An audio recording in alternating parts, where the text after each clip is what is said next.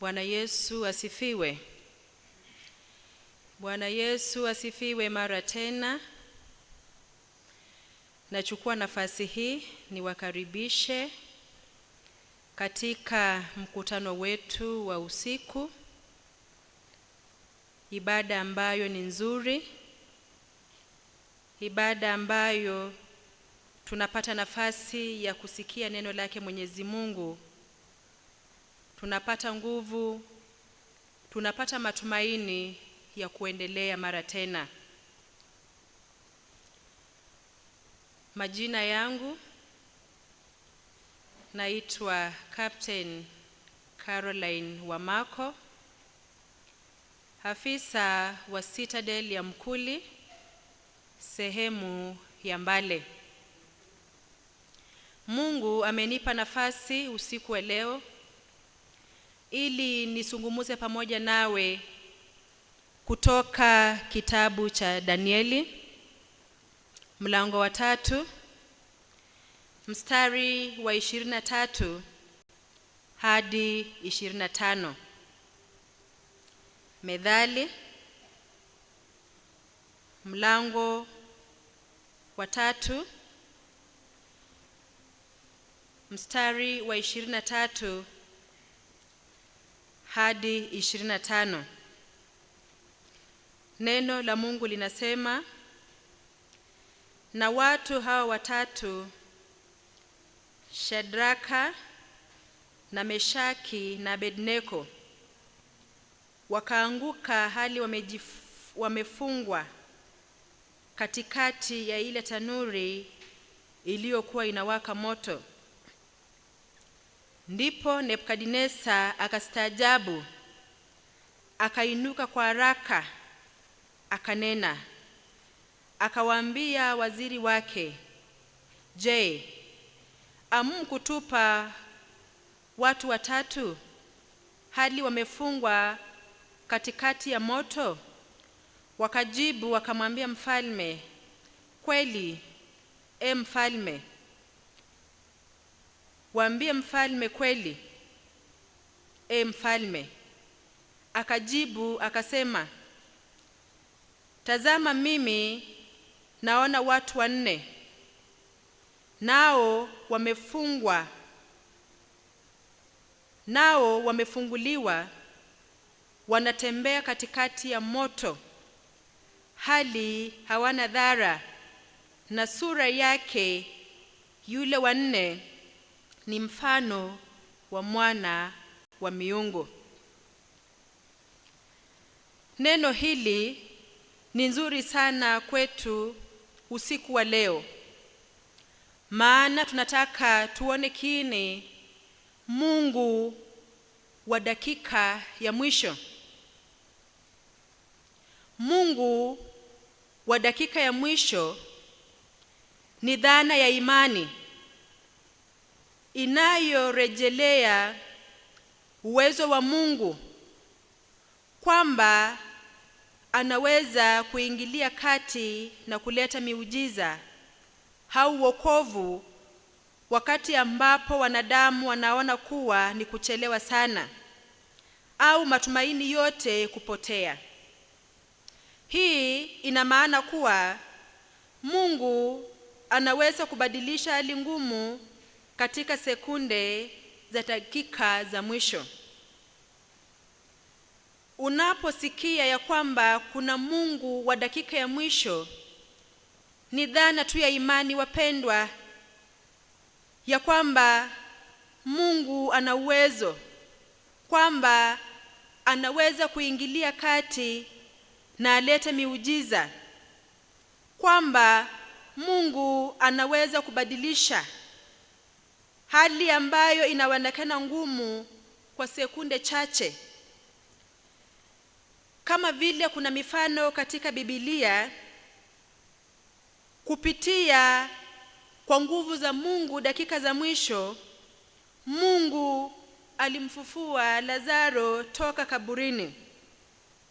Mungu tena alimuokoa Danieli toka tundu la simba. Kwa hivyo ni bora sana tujua ya kwamba kuna Mungu wa dakika ya mwisho, kwa sababu ni dhana ya imani ya kwamba Mungu ana uwezo, ya kwamba Mungu anaweza kuingilia kati na kuleta miujiza, ya kwamba Mungu anaweza kubadilisha hali ngumu kwa dakika chache. Basi tuamini ya kwamba kuna Mungu wa dakika ya mwisho. Katika maisha yetu ya kila wakati kuna mapito mengi sana. Utalia, utaumia, utavunjika moyo, utahuzunika, na wakati mwingine utajutia ukijiuliza kwa nini wewe. Lakini kwa mambo yote magumu tunapitia, unapopitia hali ngumu, usiwe mtu wa kulaumu sana, maana pengine Mungu anakuandaa kwa hatua nyingine iliyoko mbele yako. Kwa mambo hayo, usiwe unamwambia Mungu kuhusu matatizo yako, bali ambia matatizo jinsi Mungu alivyo mkuu, kwa sababu kuna Mungu wa dakika ya mwisho. Nebukadneza alikuwa mfalme na alifanya sanamu ya dhahabu ambaye urefu wake ulikuwa ni wa dhiraha 60 na upande wake dhiraha 6. Nebukadneza alikuwa mfalme na akajifanyia sanamu ya dhahabu ambaye urefu wake ulikuwa ni wa dhiraha 60 na upande wake dhiraha 6. Na alipotengeneza sanamu hiyo, alisimamisha katikati ya uwanja wa Dura, katikati ya wilaya ya Babeli, ili watu wapate kuiabudu ile sanamu. Alipoitengeneza, aliona ni bora ausimamishe katikati ya uwanja katika wilaya ya Babeli, ili watu wapate kuiabudu. Na kila mtu aliyeanguka na kuabudu ile sanamu angetupwa katika tanuri ya moto papo hapo.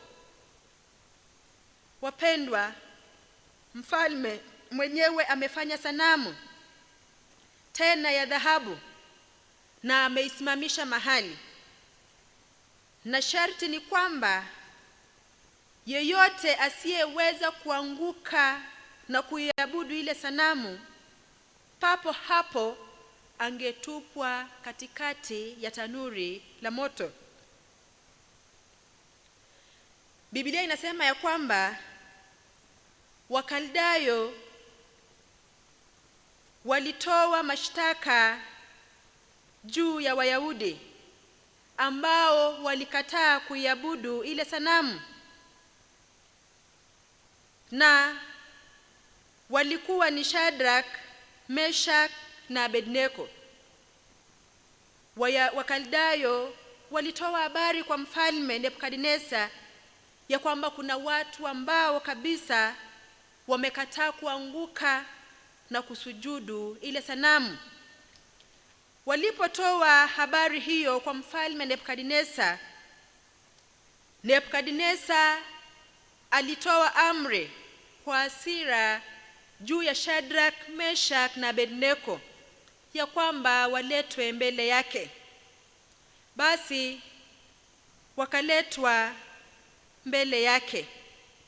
Mfalme akawaambia ya kwamba ni lazima watakaposikia sauti ya panda, filimbi na sanduri na ngoma zote, wawe tayari kuanguka chini na kusujudia ile sanamu ya dhahabu. Wapendwa, mfalme alitoa sharti mbele ya Shadrach, Meshach na Abednego ya kwamba watakaposikia sauti ya panda, filimbi, santuri na ngoma, wawe tayari kuanguka na kusujudu ile sanamu.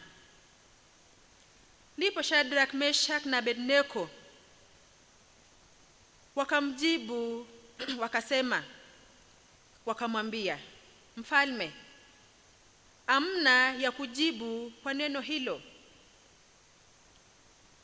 Walisema hivyo kwa sababu walijua kuna Mungu wa dakika ya mwisho, Mungu ambaye atawaokoa, Mungu ambaye dakika ya mwisho atajionyesha, atawashika mkono, Mungu ambaye hawezi akawaaibisha.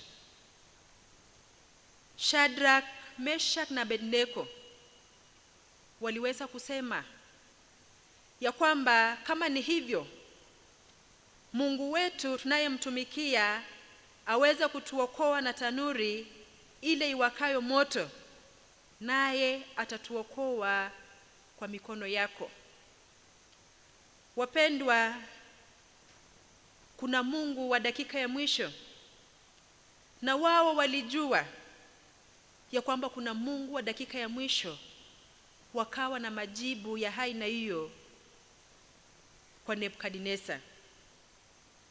Biblia inasema ya kwamba Shadrach, Meshach na Abednego walisema mambo kwa upole, wakijua ya kwamba wana Mungu wa dakika ya mwisho, Mungu ambaye ataonekana, Mungu ambaye atashuka na mwenyewe ataonekana.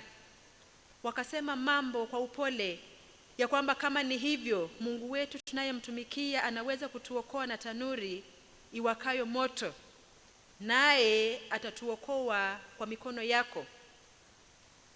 Mfalme, ujue sisi hatutakubali kuitumikia miungu yako wala kusujudia. Sijui kama wewe katika maisha yako unaamini ya kwamba kuna Mungu wa dakika ya mwisho. Maana wapendwa, hawa walikuwa na imani kabisa ya kwamba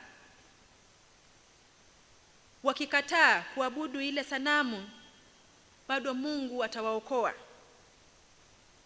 Mfalme aliposikia jinsi ambavyo Shadrach, Meshach na Abednego walipokuwa wakiongea, Biblia inasema ya kwamba mfalme alijawa na ghadhabu na sura ya uso wake ikabadilika juu ya Shadrach, Meshach na Abednego. Akatoa amri ya kwamba watie moto ile tanuri mara 7 kuliko desturi yake. Kisha akaamuru jeshi lake kuwafunga mikono Shadrach, Meshach na Abednego na kuwatupa katikati ya ile tanuri ya moto. Basi kwa sababu ya amri ya mfalme ilikuwa kali na tanuri ilikuwa ina moto sana, moto huo uliwaua watu wale waliowashika Shadrach, Meshach na Abednego. Wapendwa, yale tu miale ya moto, kwa sababu ilikuwa kali sana, iliweza kuwaua wale ambao waliwashika na kuwafunga Shadrach, Meshach na Abednego. Unaposoma kifungu cha 23 utapata maneno hayo mahali pale ya kwamba Mungu ni wa uwezo. Mungu anaweza kuaibisha maadui zako. Mungu anaonekana wakati unaona kabisa ya kwamba umefika mwisho. Mungu anaonekana. Unaposoma kitabu cha Ayubu mlango wa 19 25 hadi 26, utamwona mtumishi wa Mungu Ayubu ambaye pia naye alikuwa na imani thabiti kwa Kristo.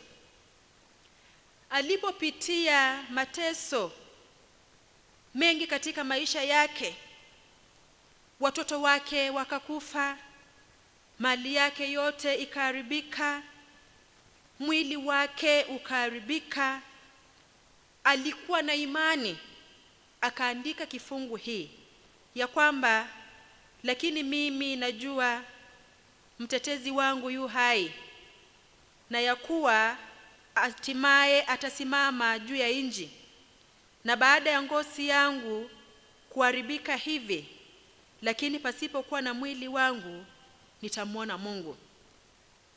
Alikuwa na imani ya kwamba kuna Mungu wa dakika ya mwisho. Alikuwa na imani ya kwamba mtetezi wake yu hai na hatimaye atasimama juu ya nchi. Nasi pia tuwe na imani ya kwamba kuna Mungu wa dakika ya mwisho, kwa sababu tunamwona Ayubu, mwisho wa mambo yote Mungu alimrejeshea vitu vyake vyote, kwa sababu alikuwa na imani ya kwamba kuna Mungu wa dakika ya mwisho. Alijua ya kwamba mtetezi wake yu hai na hatimaye atasimama juu ya nchi. Nasi pia tuwe Wakristo ambao tuna imani ya kwamba kuna Mungu wa dakika ya mwisho. Hata kama tunaona sasa tumefika mwisho, Mungu ataonekana. Tuwe na imani ya kwamba mtetezi wetu yu hai na hatimaye atasimama juu ya nchi. Na hata pasipokuwa na vitu vizuri katika maisha yetu, bado tutamwona Mungu. Alikuwa na imani na mwisho Mungu hakuleta aibu katika maisha yake, bali alimbariki na akamrudishia vyote vilivyoharibika. Katika mafundisho yetu kupitia kwa kitabu cha Danieli, tunamwona sasa mfalme alipoona hivyo, alinena na akasema, na ahimidiwe Mungu wa Shadrach, Meshach na Abednego, ambaye ametuma malaika wake. Alifanya hivyo kwa sababu walipo watupa Shadrach, Meshach na Abednego katikati ya tanuri ya moto, wale ambao waliwakamata walikufa. Lakini katikati ya tanuri la moto, Shadrach, Meshach na Abednego walikuwa wanatembea humo ndani wakiwa na furaha, wakiimba, lakini katikati yao kulikuwa na Mungu, na wale walisema alifanana na miungu. Kwa kweli Mungu ni wa dakika ya mwisho, maana hata wenyewe walishangaa wakaulizana ya kwamba ni nani huyo tunayemuona katika tanuri ya moto. Na walipokuwa wanaulizana hivyo, ninajua ya kwamba Shadrach, Meshach naye na Abednego walikuwa wanaimba ya kwamba ni Mungu amewatendea, ya kwamba Bwana amewaokoa, ya kwamba Bwana amewaokoa kutokana na ule moto. Na kwa kweli, kwa sababu walikuwa na imani, walipokuwa wanamwambia mfalme ya kwamba kama Mungu wao wanayemtumikia anaweza kuwaokoa na tanuri ile ya moto, naye atawaokoa, kweli Mungu alishuka na akawaokoa. Bwana Yesu asifiwe. Na alipowaokoa, mfalme mwenyewe alinena na akasema, na ahimidiwe Mungu wa Shadrach, Meshach na Abednego, ambaye alituma malaika wake akawaokoa watumishi wake waliomtumainia. Nasi pia usiku wa leo tuwe watu ambao tunamtumainia Mwenyezi Mungu ya kwamba ni wa dakika ya mwisho. Anaweza kutuokoa katika mikono ya maadui zetu. Anaweza kufanya jambo jipya katika maisha yetu. Anaweza shuka kabisa madakika ambazo tunaona ya kwamba hatuwezi, na akatenda mema. Mwenyewe aliposema hivyo ya kwamba ahimidiwe Mungu wa Shadrach, Meshach na Abednego, aliweka amri kuwa watu wa kila taifa watakao nena neno lolote juu ya Mungu wa Shadrach, Meshach na Abednego wakamatwe, wakatwe kwa vipande, na nyumba zao zitafanywa njaa, maana hakuna Mungu mwingine ambaye anaweza kuokoa namna hiyo. Wapendwa, usiku wa leo nataka kupitia kwa imani yako ya kwamba kuna Mungu wa dakika ya mwisho usababishe hata wengine pia wamtambue Kristo zaidi, ya kwamba anaweza, na hawatamshuhudia Kristo tu ikiwa tutanyamaza. Basi ni vyema matendo yetu yaongee, nasi pia tuwe mstari wa mbele wa kushuhudia uzuri wa Mungu katika maisha yetu, ya kwamba anaweza. Usiku wa leo ukipewa nafasi ushuhudie yale Mungu amefanya katika maisha yako. Ninajua ya kwamba ni mambo mengi, mambo mazuri, na kuomba ya kwamba unapopata nafasi shuhudia uzuri wa Mungu katika maisha yako, kama vile imani ya Shadrach, Meshach na Abednego ilishuhudia. Watu wakajua ya kwamba kuna Mungu, watu wakajua ya kwamba Mungu anaweza tuma malaika wake na kuwaokoa watumishi wake. Nasi pia tuwe na imani hiyo ya kwamba Mungu anaweza kutuokoa, Mungu anaweza kutuponya, Mungu anaweza akaonekana dakika za mwisho, Mungu anaweza akafanya miujiza katika maisha yetu. Kama vile mwanzo nilisema ya kwamba Mungu wa dakika ya mwisho ana uwezo, anaweza kuingilia kati na kuleta miujiza. Anaweza kubadilisha hali ngumu katika sekunde za mwisho. Tuwe na imani ya kwamba Mungu anaweza kuingilia kati kwa mambo yetu mazito na kufanya miujiza katika maisha yetu. Na pia anaweza akabadilisha mambo magumu, mambo ambayo sisi hatuwezi, na akafanya yakawa mepesi. Mungu usubiri hadi dakika za mwisho ili akupe kitu ambacho unahitaji. Na unapomngoja ni vyema sana ulinde imani yako na uwe mwaminifu ukimngoja Kristo aje dakika za mwisho ili afanye miujiza na abadilisha hali ngumu katika maisha yako. Mpendwa, usiku wa leo na kuhakikishia kwamba hauko peke yako, maana Mungu anajua kilio chako, anajua mateso na huzuni yako. Hata kama huoni dalili za kuendelea, kuna Mungu wa dakika ya mwisho. Endelea kushikilia ahadi zake, maana ninajua ya kwamba Bwana anaweza. Ahadi zake, hata kama inachukua muda kiasi gani, kwa dakika ya mwisho yeye mwenyewe atafanya. Na kuomba tu ya kwamba usiku wa leo shikilia ahadi zake Mwenyezi Mungu, na ufahamu tu ya kwamba Mungu ni wa dakika ya mwisho, ni Mungu ambaye anaweza kuingilia kati na kuleta miujiza, ni Mungu ambaye anaweza kubadilisha hali ngumu katika sekunde za mwisho. Tunapoenda kuomba, tukiimba wimbo huo wetu wa Jeshi la Wokovu, ninawaomba tu ya kwamba tumtambue Mungu ya kwamba ni wa dakika ya mwisho, kama vile aliwafanyia Shadrach, Meshach na Abednego miujiza, akawaokoa mikononi mwa mfalme Nebukadneza. Nasi pia ataonekana katika maisha yetu na atatubariki.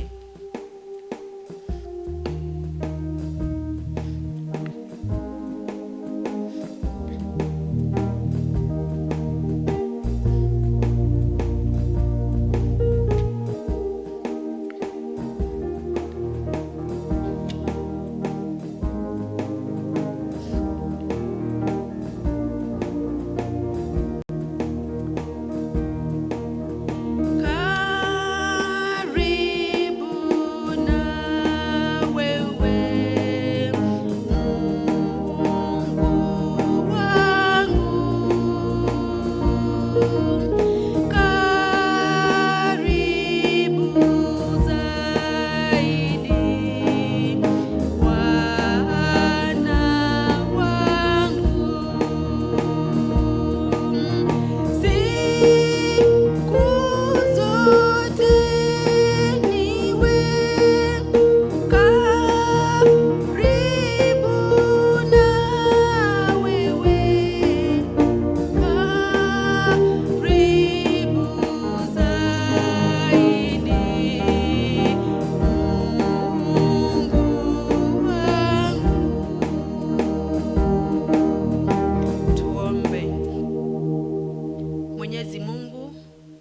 aliyejaa mapenzi tele katika maisha yetu.